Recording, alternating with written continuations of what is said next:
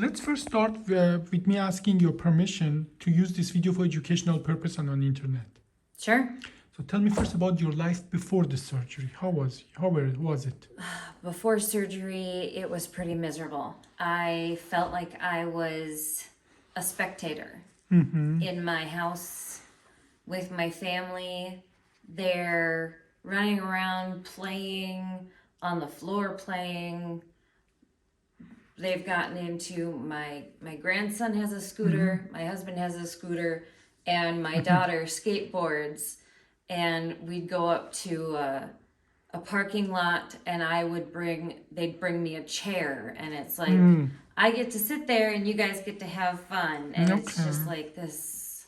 How long was it going on? Probably the worst part was about 2 years. 2 years. 1 to 10, how bad was the pain? Without pain medication, it was about a 9.5. 9.5. Now, part of the pain was going down the leg. Yeah. Show me where exactly. Yeah, it would actually go kind of down the sides, and it would hurt a lot by my knees, and then it would even, on really bad days, it would go down to my feet. Yeah, we call that L4 and L5 radiculopathy, which is a typical sign of the second disc from below being in problem. And this is exactly what we did. So you weren't a medical mystery. We knew what the problem was. It wasn't in your head. It was in your back. Right. But nobody would. It was like every doctor I went to, they were like, well, you're young. Just walk it off. Just walk it off. Right. And I'm like, could you walk it off? I can't walk it off. I can't. I mean, I got to the point where I was like, yay me, I put on my pants today. Isn't it interesting that people do not have the pain themselves? Yeah. Dismiss it and say, just walk it off. Can't be that bad. Yeah. You know. Yeah. Like, I think one of my blessings is that I have myself back pain. Yeah. I know how it is not to be able to move an inch. I know how it feels. So I think I may have maybe a little more sympathy with my patient than the average surgeon. Yeah. Yeah. So they said, just walk it off. It's not real. It's not that bad. But it was real. Oh. We did the surgery. Here, this is the surgery we did. Here, this is the screw we put in. That literally what it did, stabilize your spine. This is the spacer we put in. And they all perfect. And this is the record of the surgery. Our surgery was 28 minutes from skin to skin. And 26 cc of blood loss, not even an ounce, 1/10 of the cup of coffee. And you did not stay in the hospital or surgery center. You remember the surgery? I don't remember actually the surgery. I remember going in and how many hours after the surgery did you go home? I was probably awake maybe 45 minutes before I got in the truck. Yeah, so about an hour or an hour and a half after the surgery you went home. Yeah. After a fusion surgery with some steri strips and Band-Aid on your back. Yeah. But at first you told me it was difficult. Tell me, what was difficult? When I woke up initially, I was in a lot of pain. It felt like my whole back coming around my sides, down my butt even, was just burning. It just radiated just pain and discomfort. But that is because I put 4 big screws and 1 big spacer in. Yeah. You felt that I was there. I really did something. That's what you felt. Yeah. Surgical pain. But you still were able to walk within an hour and pretty much go home. Now, the most important question, how is the leg pain that you had before? The leg pain I had before was really bad. How is it now? I don't really have any. When did it go away? When did that leg pain go away? Almost right after surgery. Yeah. I mean, I drove, well, I didn't drive. We were 2.5 hours away from where I had the surgery, and we drove straight home. Okay. And we stopped once, and I got out and I walked around. And even just doing that, I mean, it felt good to get up and walk around, but I didn't have the leg pain. Good. Even just an hour into driving. How is walking going now? Great. So how far can you walk? I haven't measured it, but I could probably go at least a mile or two.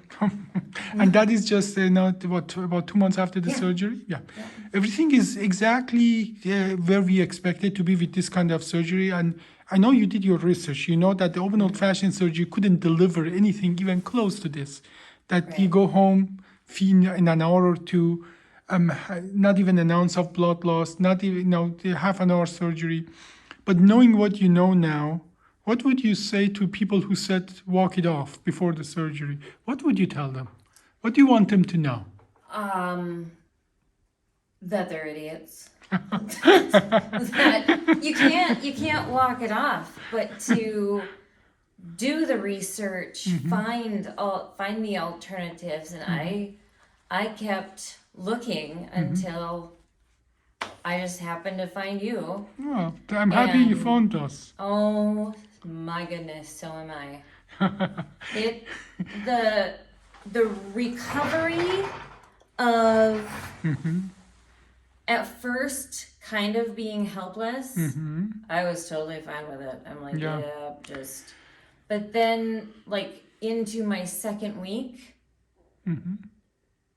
when I took painkillers when I needed to, but I knew I could feel the limitations of my Yeah. body, but mentally, I was like, I'm an adult. Yeah. Why do I need to have help putting on my pants? Yeah. I'm an adult. So it was hard mentally getting past that. Okay, yeah, but in the long run, do what your doctor says now. So in the long run, you're good. Well, your insurance is UCare and they never gave us a problem to do the surgery. Now, some insurance like Health Partner, actually, they say the only kind of surgery you can get is the open old-fashioned surgery. If your insurance would give you a trouble, say, nope, not after knowing what you know now. If they would say, we don't pay for a surgery that have a small holes and minimal invasive, we only pay for a surgery which massacres your back.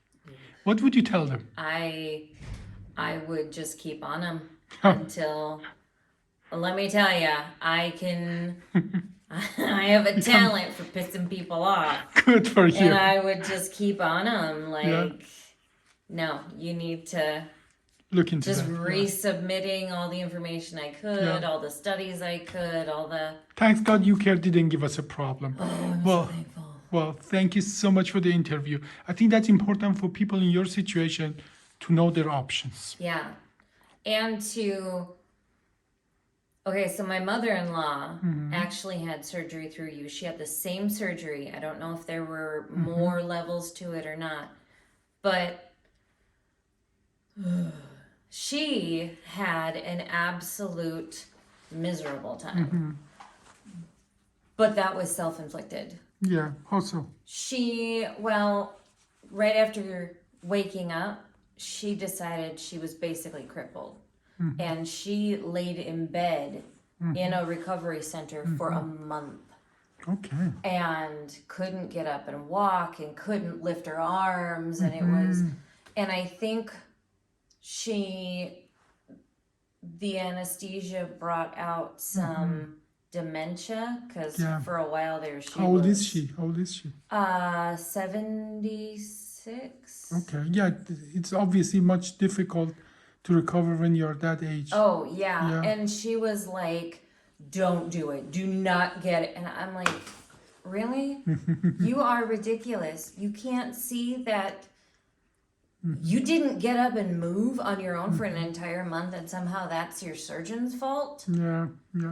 Now, when did we do that surgery for her? Last October. Okay. Well, how is she doing now?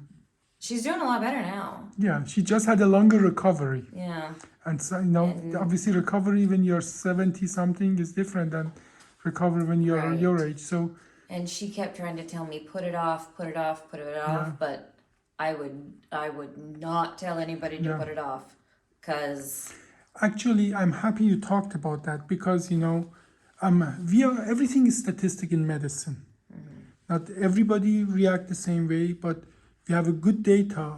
We know that people who are older are going to have longer recovery, and the first month Oh, and so yeah. on is going to be more difficult. We know people who walk right away. We remember I said it's counterintuitive. People who walk right away, they do so much better. If you don't walk first day, second day is going to be much more difficult, not easier to walk, Oh yeah. and so on and so forth.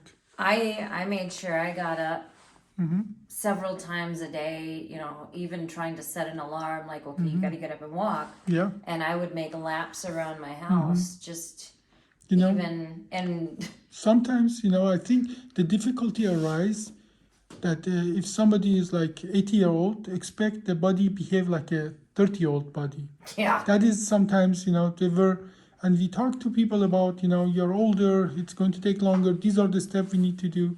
But, we have to do a better job of educating people. We'll yeah. work on it. Well, thank you for sharing, especially your mother's story with us. That Yeah. gives me a reason to go there and do a little more better work and prior to surgery to educate them even more and talk to them how important is that even if it's painful to get out of bed and Yeah. keep moving forward. But I'm happy that she's doing much better now. Yeah, she is. And I did physical therapy. Oh shoot. Now I can't remember his name. He's right here. Cool. Yeah.